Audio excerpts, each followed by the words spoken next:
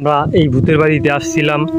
এই যে এখানে একটা মাছ ধরা গর্ত আছে, এই মাছ ধরার গর্তটা দেখার জন্য যে পানি কতটুকু আছে, যে গর্তটা, সে জায়গায় এসে আমরা ভয়ানক একটা কাহিনী দেখতে পেলাম। সেখানে আমরা যাব। এই জায়গায় বিশাল বড় একটা গর্ত দেখছেন। আমাদের মনে হয় এই গর্তটা অ্যানাকোন্ডা সাপের।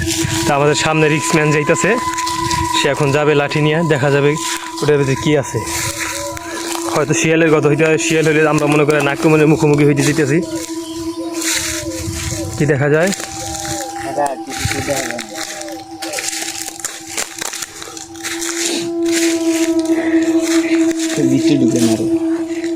ফ্ল্যাশ জ্বলাও, ফ্ল্যাশ জ্বলাই দেখো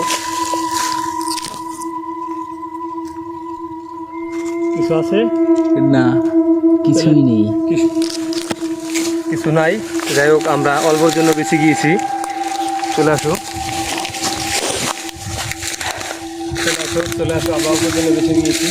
এই ভূতের বাড়ির আশপাশে থাকা যাবে না। চলো আমরা এখান থেকে তাড়াতাড়ি ঢুকে যাই।